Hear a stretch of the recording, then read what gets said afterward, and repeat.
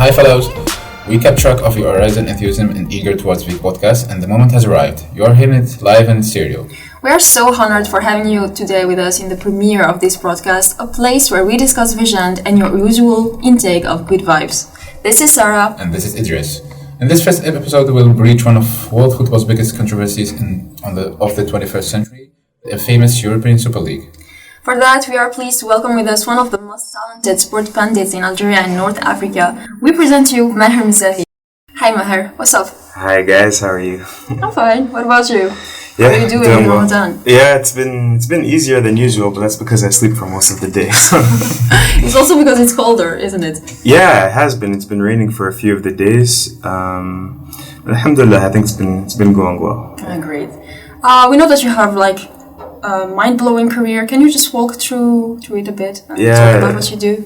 I didn't like the most talented or one of the most talented, and mind-blowing I think is a bit much, but I appreciate the compliments. Actually, you are. I appreciate it. You are Maher. So basically I'm what they call an immigré. So I was born in the United States.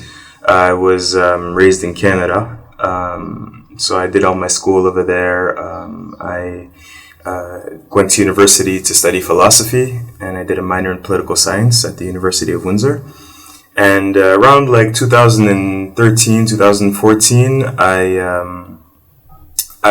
had a Twitter account, and I was just tweeting about Algerian football because that's something that I'm really, really passionate about. It kind of comes from my family. My grandfather was one of Algeria's first international referees after independence. So when he used to come to Canada to visit us, it was one of the ways that we could bond, because my Darija wasn't so good and his English was non-existent. So one of the ways we could bond was we would sit in front of the TV and just watch football.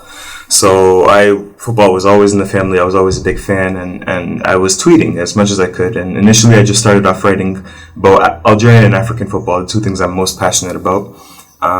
And leading into the 2014 World Cup, this was when really Twitter started to blow up for the first time for a major footballing competition. And a few editors reached out to me. They saw my articles and they said, "Would like you to cover the World Cup for us." For example, the Telegraph from the UK, they had something called World Cup Nation, where it was 32 writers from 32 different nations. And they didn't have anybody for Algeria writing in English. There's a lot of good journalists here that write in Arabic or French, but in English, not so much. So they said, "Would you like to write?" And I said, "Yeah, sure. I mean, I'm not a journalist," but they said, "Yeah, your articles are fine." So I did it, and I really liked it. And so I immediately decided I didn't want to be a philosopher. I didn't want to be a political scientist or a lawyer or anything of the sort, but I wanted to do journalism. And so as of 2015, the very next year, I made sure I graduated as quickly as I could, and then I moved out to Algeria. And since then, I've been mostly collaborating with the BBC, a little bit of The Guardian, a YouTube channel called Copa 90, Al Jazeera. So we're living life as a freelance journalist in Algeria. Yeah. Wow, that's great. It's brilliant. Thank you for accepting our invitation. We are so honored to have you. Honor's all mine, honestly. Back now to the theme. It is important for me to highlight the sensational rise and fall of the chronology of the ESL. So, Idriss, can you tell us more about it? Okay, so it all started on Sunday, 8th April at 1 p.m. Martin Ziegler of The Time breaks the story of the European Super League. 12 European clubs were set to break away from UEFA and from the Super League and form a Super League, and it began a new cycle that modern football never seen before. Afterwards, at 4 p.m., the UEFA, the Union of European Football Association, along with other football associations, condemns the USL in press statement.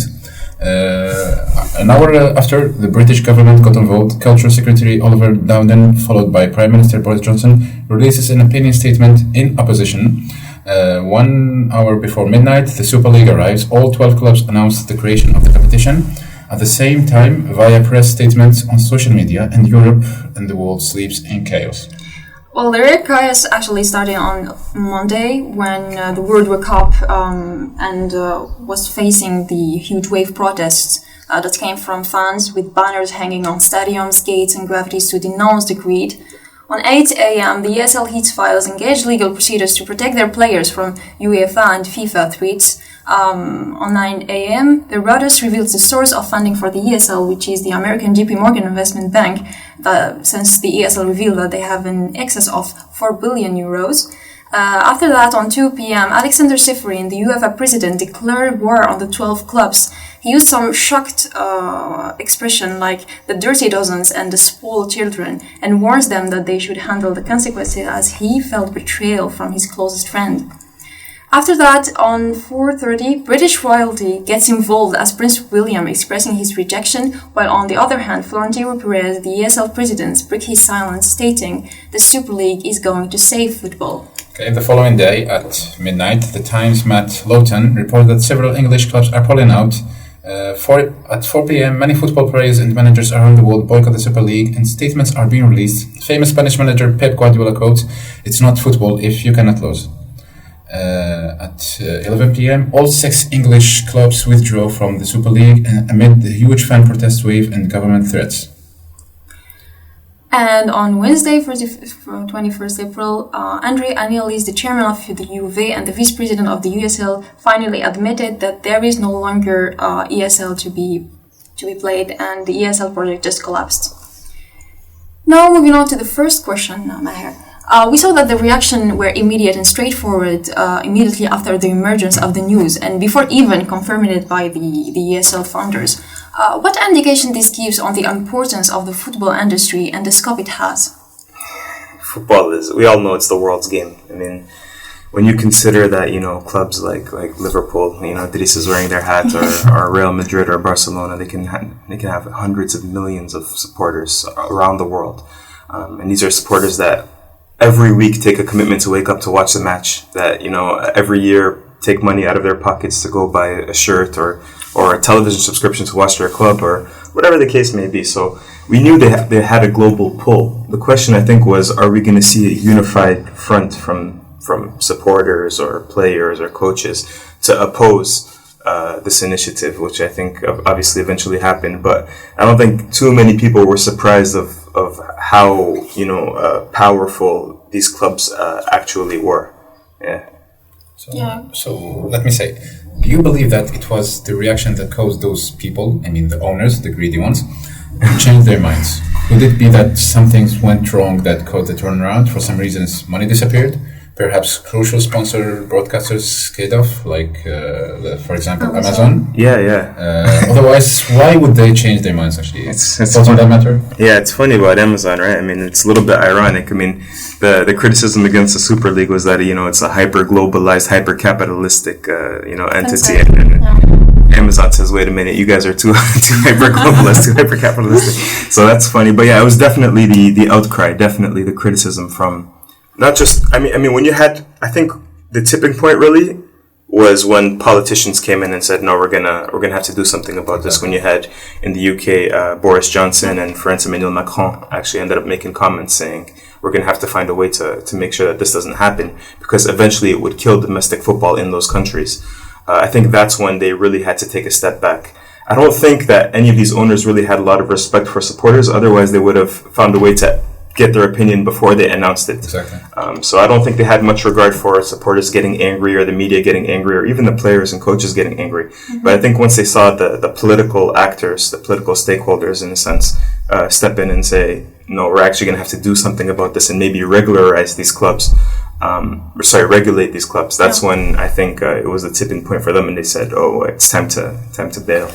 So the rejection of fund was not like that much important comparing to the intervention of politics. It's my personal opinion, and you can see it in the statements that the clubs released after they did pull out. They ranged really from we heard you, we listened to you, we're sorry, to this is not happening anymore. Yeah, that's true. Yeah, so for some of these other clubs, I just said, it's not happening anymore. It's like they didn't even acknowledge the supporters' anger or the hurt that some of these supporters were feeling. So it was the case for Fenway Group Sports of the owners of John Henry. Yeah, they didn't even mention the word fans in their announcements. It's incredible, and that's really the arrogance of the decision to create the Super League, in my opinion. It's not that the concept of a Super League is, for me, completely antithetical to good football or whatever the case may be. It's especially that they didn't really ask, they believed that they could unilaterally take these decisions for these clubs. They didn't ask supporters, they didn't ask players, they didn't ask coaches, they didn't ask, even politicians, whatever the case may be. They didn't ask anybody. They made these decisions by themselves behind closed doors, and they tried to put everybody in front of the fait accompli, and obviously it didn't work out. Yeah, exactly. It was a huge disrespect to the fans in general and other clubs too, the worst ones. Definitely. Yeah. Okay, so going on to the next question. The recent pandemic stroked drastic financial drawbacks on the clubs. How did that contribute to accelerate the ESL creation process in your opinion? Yeah, that's for them. That's what they claimed. One of the reasons was right for spurring on this initiative. They said that COVID has hit them really hard, and it has. I mean, if you look at different revenue streams in football, I mean, you have commercial revenue streams from selling kits or from shirt sponsors. You have TV rights, which really makes up the bulk of a club's budget is those TV rights. But you also do have the match day, what they call gate receipts. When a supporter pays their £40 to go to the match, that's what we call gate receipts. Okay. And a club like Arsenal, for example, who was supposed to be part of this European Super League, and which is known as one of the clubs in England that has one of the highest match day ticket prices. Yes. A club like Arsenal can bank anywhere between £3 and £4 million per match when they fill up their stadium with 60,000 supporters, which happens every home match day for them. So you can take that £3 or £4 million, multiply it by 19 for all home matches. You can take it even further for League Cups, Champions Leagues. Basically, clubs have missed out on hundreds of millions of pounds this year simply from missing out on gate receipts. And we're not talking about, let's say, the economic hardships that supporters feel. Let's say I lost my job because of COVID and I can no longer afford my subscription to Sky Sports. That's also going to be a cut or a financial cost for some of these leagues and clubs. So the pandemic's definitely had an impact. We're not going to say it didn't have an impact. It's definitely had an impact. But the Super League is not something that was created, just after the pandemic. This is an idea that's been, talked about. Thank you. Yeah, since the 90s, exactly. And in 2009, there were... Arsene Wenger, actually, the ex-manager of Arsenal, actually mentioned that idea in 2009. Yeah, so I don't think COVID was the reason why, as Florentino Perez thought it would be. Tried to say. Yeah, he just said, Super League is going to save football. It was like... Yeah, it's going to save their football. It's not going to save football in general. Exactly. It's going to kill other football, but it would actually... it would definitely help out those major clubs, which often operate at deficits. Barcelona, Madrid, even Liverpool. Sometimes they can have hundreds of millions of dollars in debt. They can be hundreds of millions of dollars in debt. But they're going to have to do what all the rest of us have to do in general. We don't live on credit. You're just going to have to cut back spending, whether that's cutting player wages or whatever the case may be. But you cannot, in my opinion, unilaterally decide to create a Super League without consulting anybody, just because of some financial hardships that we're all suffering through during this pandemic. Yeah, that's true. Okay, now moving to the third question. As you said, everyone criticized the ESL, we can say the opposite, for being greedy and money-oriented.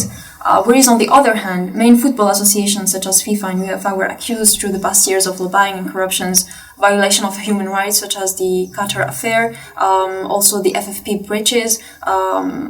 So is it ethical to blame or to address ethical blames to the ESL in this context?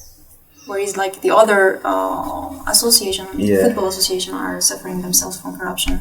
There's no doubt that FIFA, UEFA, they've all had their bouts of corruption over the past decade or so. None more so than the 2022 World Cup. But I don't like whataboutism. This is corrupt, and then somebody says, yeah, but what about that's also corrupt, which is essentially, I think, what a lot of people are doing, supporters of this European Super League or these presidents, saying, yeah, okay, well, what about so for me, the ethical problem of the Super League is not so much that there's bribery or whatever the case may be, as was the case with, the FIFA scandals that exploded over the past decade. Yeah, for me, the biggest problem is that what these clubs, these institutions, which were founded sometimes more than 100 years ago, these are sporting club associations initially. So we're talking about, Manchester United, created by, workers in the docks of Manchester, and Liverpool is a very working class club. Yes. These places are sacrosanct to the residents of these cities. I went to Liverpool in 2012, at the beginning of the year. Went for, they do like a stadium tour for us tourists, so I went on one of these stadium tours at Anfield. And I learned that, for example, a lot of supporters, when they pass away and they decide to be cremated, they ask to spread their ashes across the pitch at Anfield Stadium. And just really shows you how deeply connected. Yeah, these are not like corporations. These are sporting associations with very, very, very deep roots to the places that they're the locations that they're situated in. Exactly. And essentially, what the Super League does is it uproots them, takes them out of their city context, but also especially the country context, and it puts them into the European Super League. And what it especially does to the other clubs that wouldn't be included in the Super League. So what happens to Sheffield United? What happens to Stoke City? What happens to, this, for me, that's the biggest issue, is that Manchester United, Liverpool, they became what they became because they won so many league titles over the years. Okay. By competing against who? By competing against other English clubs. Mm-hmm. And now that they are what they are, they climbed the ladder. They're going to pull up that ladder and they say, you guys can stay where you are. Now we're going to the Super League, even though it was because of this English championship that we are where we are. Now that we're up here, we're going to pull the ladder up on everybody, and you guys can toil, with no money, and we're going to go play up here with clubs from not even from the same country. So I think that was the real ethical problem. It wasn't necessarily a thing about corruption like it was with FIFA and whatever the case may be. So yeah, for me they're a little bit different. But just because different institutions are corrupt, doesn't mean that we shouldn't point out problems, different ethical problems in another institution. Isn't it strange, actually, that FIFA and UEFA acted so quickly and reacted so quickly for this, and like for other cases, as we've seen before, actually, for corruption or even racism or FFP, financial fair play, and actually we never actually saw their reaction toward this. Yeah. However, they reacted to the ESL before even the news was confirmed. It was confirmed only at 11 p.m. Because they hit them where it hurts, and that's the pocketbook. Exactly. That's what people care most about, their money, and it's in all walks of life. It's not just, but the racism point is a fair one, and the Leeds United striker Patrick Bamford said that, I think, after a match against Liverpool. Actually. Was it Liverpool? Yeah. Yes. And he said, it's funny how Idriss watch it. Yeah. Actually, most Liverpool fans boycotted the game. Yeah. They didn't watch it. Absolutely. They didn't cover it because they said actually it would be unethical for us to cover the games during this crisis, actually. So. Absolutely, and I think most clubs supporters ended up staging protests, refusing to let their own players into the stadium to play a match at times, just to make sure that these owners understood how angry they were. And I think that's very laudable, and I think the fact that they were united in being against the owners, I think that was very effective in drawing in the support of politicians and all that. But when it comes to FIFA and UEFA, I think FIFA are kind of playing a double game here. Exactly. This is just my personal interpretation. Yeah. Because FIFA is, over the last 5 years, really since Gianni Infantino's been president, has been sort of trying to tacitly control the different confederations around the world. They've done it with Africa. It's done and dusted. For example, you can give us the example of the African Nation League, actually. So, for the longest time, the Confederation of African Football was run by one Issa of Cameroon. He was the president for, I think, more than 20 years. Cameroon. Yes, exactly. He was an elder man. And he ran CAF the way he ran it. Some would describe him as an authoritarian, not very democratic. I don't know. I wasn't there. I don't know too much. But what happened when Gianni Infantino became president of FIFA is that he essentially, by the time Issa Hayatu's mandate was over towards the end of 2016, he was going to run for re-election from 2017 to 2021. Infantino came, he did a tour around Africa, visiting more than a dozen different countries, lobbying people to say, let's get Hayatu out, and this is, the old man's corrupt, and even though he's never been indicted on corruption, and he's an authoritarian, and he played the Francophone, Anglophone divide in Africa, which is a very, very significant one in football. And what he ended up doing was he ended up imposing his own candidate, which was the Malagasy politician Ahmed, who was the president over the last 4 years. And through that, what Infantino is able to do is he's able to push his agenda. And one of his agenda is to really globalize football, to give more power to FIFA and take it away from the confederations. He's managed to do it in Africa, and a lot of people suspect him of wanting to do the same around different confederations around the world. So that's why when he came out and he condemned the European Super League, people were not really quite sure. They thought because he would have a vested interest in weakening UEFA. And what the Super League would do was they would take away UEFA's flagship competition, the Champions League. Yeah. So that would be something that should interest Infantino.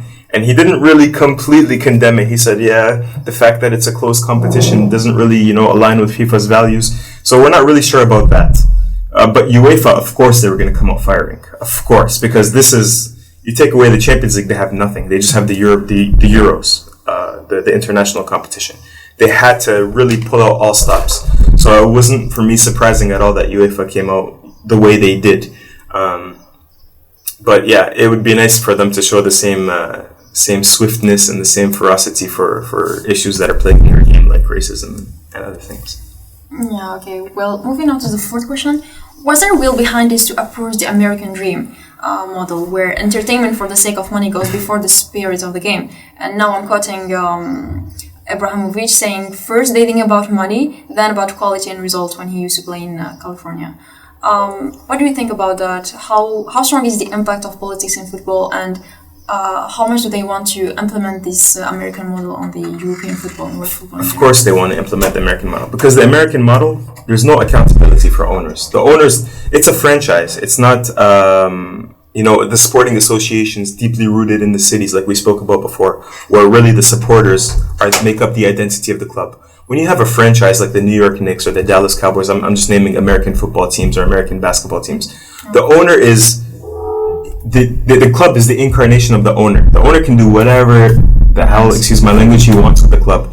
He can take them from city to city. They can't do that with Liverpool Football Club. He can take them, he can do whatever he wants. He can build whatever stadium he wants. He can change the logo if he wants. It's completely up to the owner. So there's no accountability. So of course they want that American model system. And to make it even better for them, it's not results based. In the American system, if you lose every single match in the season, nothing happens. The next year, same thing. You're making similar money to what all the other teams are making. It's a belot. You go again and again and again and again and again. Oh. Ad infinitum. The problem with European football is if you lose every single game of the year, you're going to the second division. And if you lose every single game in the season again, you're going to the third division and the fourth division. And guess what? There's a lot less money down there than up here. Sorry? That's what makes it competitive, actually. For sure. And that's why a European Super League, which is a closed competition where they can lose every single game of the year and they still don't have to go down, that's why they want this kind of system. But the problem with it is that it's not fair. It's not fair. It's not based on sporting merit anymore. It treats all the spirit of the game. It's not only football, but the sport is based on who wins, who loses. It matters. And if it doesn't matter anymore, it gets boring. It gets... Absolutely. And that's why, for me, it's simply incompatible. You cannot impose the American-style system onto European or world football. It's simply not going to work. I don't think it'll ever work. And if they intend to do it again, they had better consult all the stakeholders, from supporters to again, players, coaches, before they come up with another idea again. In the recent years, actually, we have seen some kind of American invasion to European football. Actually, many clubs we can, for example, there is Liverpool, Fenway Group Sport. There is Kroenke's in Arsenal. Yeah. There is the Glazers in Manchester. Why actually this became a trend actually recently? Actually, why Americans are looking into football actually? Yeah, it's not just Americans, right? I mean, you have a lot of Arabs too. It's people with money. You have Paris Saint-Germain. You have the Qataris. You have Dubai and Abu Dhabi and Manchester City and different clubs around the world. You had the Chinese investing for a while too. Well, they are less evil than Americans. Let's be honest. Yeah, I guess. Cover, maybe. I guess maybe they don't have, maybe because the Americans, they see what's happening, with the other leagues in their home. Because Stan Kroenke, for example, or the Glazers, they own football teams, American football teams. They own, hockey teams. Even Fenway Group Sport, actually. Yeah, they own a baseball team. Yeah, the Boston Red Sox, exactly. So they see what happens with their other teams, and I think that's why they were more eager to implement it. But I don't know, the Arabs or whatever the case may be, they don't have the American style system in Qatar or in the UAE. So I'm not so sure that it's like disproportionately American ownership. I think they were the first ones over. The Glazers have owned Manchester United for a very long time. And even before FSG, there was Hicks and Gillette at Liverpool. Yes. So they've had American owners again for a very, very long time. So it's the Americans were first, but I don't think they're disproportionately owners. I think you get owners from all around the world. But I think they were the ones to spur on this initiative because they see the results of the American style franchises in their own backyard, so to speak. So yeah, they're just basically leading the trend, and the other will follow. 100%. Yeah. Okay, so could the European Super League have been a good alternative to end monopoly of the European football industries by offering self-management to the clubs, a free of tax policy, and UEFA even suggested a new format for its most prestigious competition, which really has one goal: get more money. Aren't they the two faces of the same coin? Yeah, I mean, the biggest clubs in European football have been asking for an alternative to the Champions League for a long time. They don't believe that the current format works, and they definitely don't believe that the next format, which is going to kick in, I think, after 2024, is any better. In fact, they think it's a lot worse because it adds more matches, what they call meaningless matches against your Slavia Pragues and.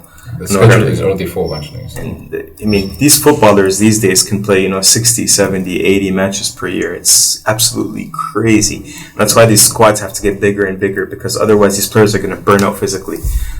So I think it's fair to ask for an alternative. UEFA needs an alternative to the Champions League. Can the Super League be that?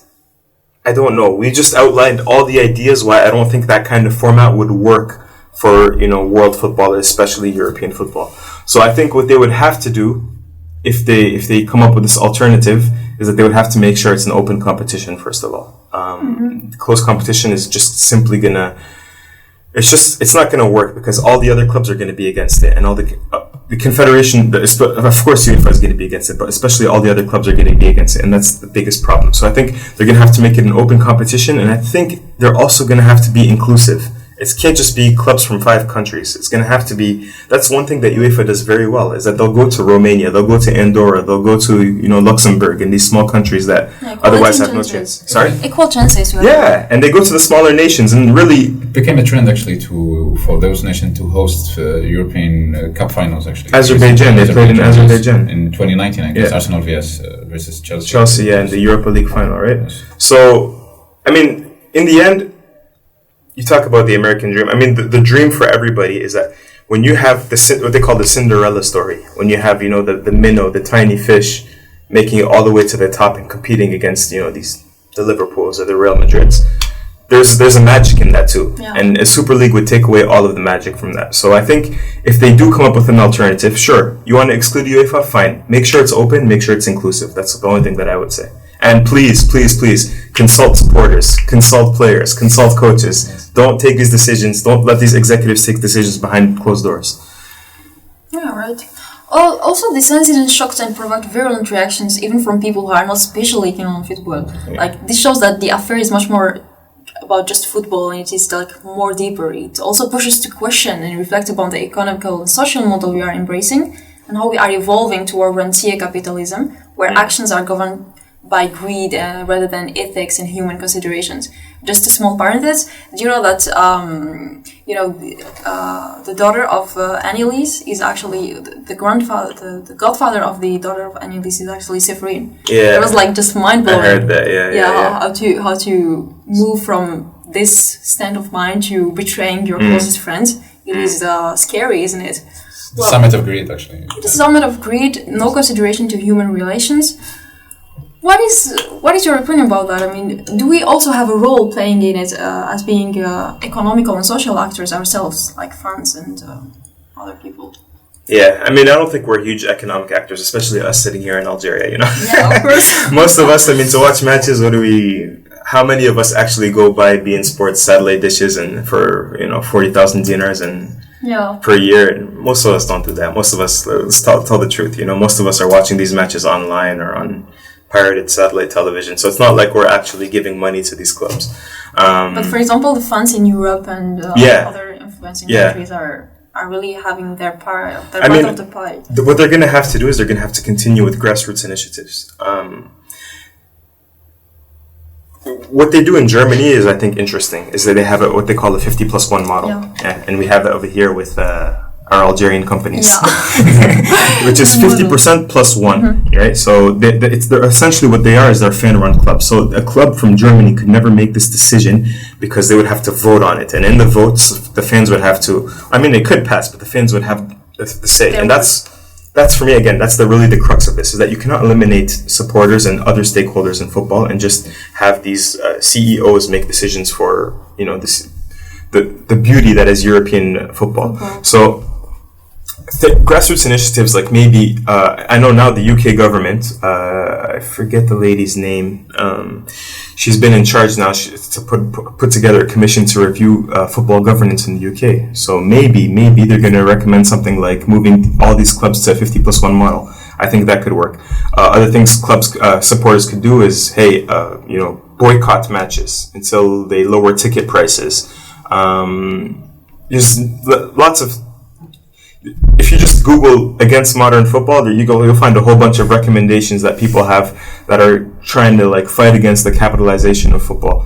And there are different initiatives that people can do. But I think, honestly, eventually, I think we're fighting a losing battle. I think in 20, 30, 40 years, if it's not our children, it's going to be our grandchildren. I think there will be a European Super League. Under which format that'll be, I don't know. Maybe UEFA is going to create the European Super League, but I think eventually we're going to have that, because if there's one thing I learned in my very young life, 30 years old, is that money always wins. Unfortunately, maybe call me pessimistic, whatever the case may be, but I think eventually money talks. And and it's most likely to spread not only in Europe but other continents too. Yeah, definitely. I mean, the problem with Africa is travel is so expensive. Yeah. So I mean, to have an African Super League, I mean, imagine Mouloudia having to play against South Africa, a South African club every week, and you have to fly to first of all to Qatar or sometimes Turkey, and then there's no direct flights so travel is a really big problem. Logistics is a big problem. Infrastructure is a problem in Africa. So I think we would be the last ones, but it's definitely a possibility in Africa too. So because it is most likely also to be less lucrative in Africa. That's why it's gonna be 100%. But late. But I do think it's also an eventuality. I think it's gonna happen again. Whether these are on the side or whether they are also done through these confederations, UEFA, CAF, AFC, CONCACAF, etc. I think that's more realistic. I think eventually these clubs are going to have to find a compromise with their confederations, and eventually they're going to have to come together to put together these leagues. All right. Talking about money, and was the European Super League the last nail in football's coffin? Was it really the death of football? And was the beautiful game stolen a long time ago by the money of the rich, and we just didn't realize it, given the skyrocketing figures and the inexplicable increases in transfer fees over the last years and players' wages? What social impact will that have on society, given that it's the most popular sport in the world? I don't like the death of football narrative, because football will never die. I mean, you can, literally people are playing in every corner of the world. Death of football for who? For Arsenal maybe, or for Liverpool, or for Real Madrid, but it's not death of football for, the kid playing around the corner. Football is what? It's a pitch with, a ball and 11 players on each side. So I don't like when people talk about the death of football. It's the death of whose football? Your football, maybe, not my football. I go to the stadium every weekend, I African. That's one of the reasons why I really fell in love with African football, is that it wasn't so sanitized. It wasn't so plastic in a sense. It was much more raw, much more human. Even if it's less refined, the tactics can be rudimentary at times. But one of the reasons why I love African football so much is that it really has that human element to it. And for the spirit. Actually. Yeah, it's still very populaire in the French sense. It's still very working class. So death of football, for me, there's no such thing. But yes, for these clubs, these global clubs that really, I think 3/4 of the world's population are, they're watching these clubs. Your Real Madrids, your Barcelonas, your Atletico Madrids, Liverpool's, Arsenal's, Manchester United's. For these clubs, I think they're soon going to reach a tipping point where things like the 50+1 rule are going to have to be necessary. They're going to have to find a way to regulate these clubs, because if not, I do think you're going to reach a tipping point where fans are not going to be interested. And if fans are not interested, they're not going to stop going to the stadiums. And if you stop having full stadiums, your TV ratings are going to go down. And if your TV ratings are going to go down, the money's not going to be in the TV deals, and then they're going to implode anyways. So, yeah. Yeah, it's a locked circle. 100%. That's why including fans has to be at the forefront of the next actions over the next few years. You do that, football is going to continue to have a healthy growth. If you exclude fans and they become disillusioned with your policies and disillusioned with their own clubs, eventually what they're going to do is they're going to splinter off, they're going to fall away, and they're going to find, there's a huge movement in the UK, for example, for non-league football. People are going to go to the lower divisions and just, a lot of people have gone down to the bottom of the footballing pyramid and created their own clubs. And for them, they go back to the purity of football, of, playing on a pitch and, including supporters and grassroots football. And they're not dealing with the wages anymore and having to pay, I don't know, sometimes £100 just to watch a single match. So I think the more hyper-capitalized football becomes, the more you're going to have that push and pull. So football can continue to grow healthily, but they're going to have to include the fans in it. It has to be the heart of future growth. Well, that's an excellent conclusion, I guess. So, let's get it straight, actually. Football has been endemically corrupt for an awfully long time now. It sold its soul. The game, the global game, the beautiful game, was sold out to money. Whether it be agents making absurd amount of money, or whether it be footballers getting signed for more than, for example, Neymar for £200 million, or whether it be already existing closed shops, actually. This trend was going only one way: the rich getting richer, while everyone else gets bored.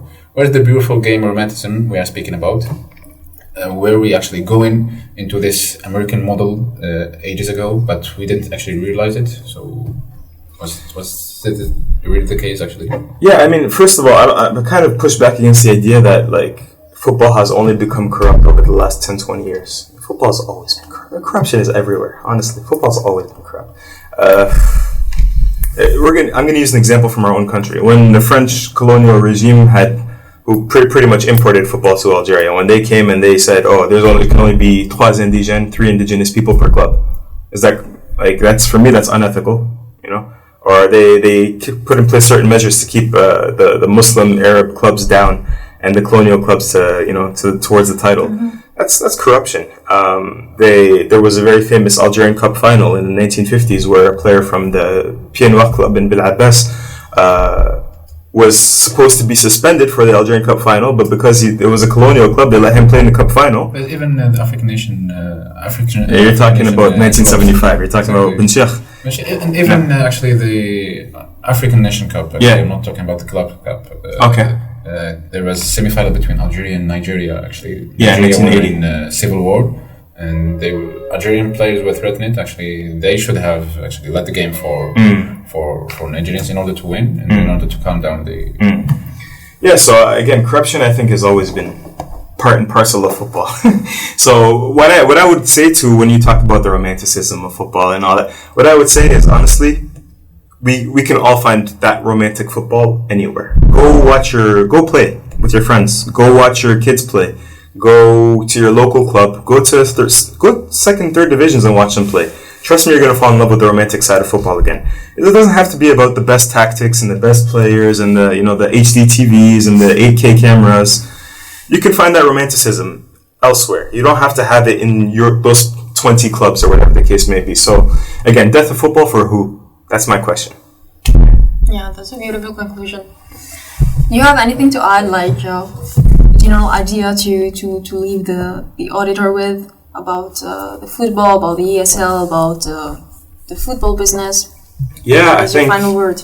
Just for those football fans of us here in Algeria, I think just as much as you can support local football. I know it's not easy at times because we have just as in European super leagues, they have horrible administrators. Here in Algeria, we also have some pretty poor administrators. But as much as you can, it doesn't have to be the clubs in the LFP in the first league in Algeria. You can, like I said, just your local grassroots football. Support it as much as you can. Help the game grow. Help it be inclusive. Women's football, futsal, different kinds of beach soccer, whatever the case may be. Because it's a beautiful game, and I think it's probably the only game that can really bring people together in Algeria. Yeah, that's true. Yeah, I mean, we saw that in 2019. We saw it many times now, 2009, 2010. So it's really a beautiful thing, and it really brings people together. So I think the more we can practice it, the better for all of us. So yeah, support local football as much as possible. Don't get too angry about Europeans. Don't let it affect your stress, or don't get your blood sugar up and stuff like that. So yeah, that's pretty much it. And just happy Ramadan to everybody. Yeah. Oh, thank you, Maher. It was a pleasure to have you. I think we're done with today's podcast. If that's all for today. Yeah, it is all for today. Hope you enjoyed, all of you. I loved it. Thank you. Hope the auditors will enjoy it too. And keep up with us for the next episodes. See you there. Bye. Bye.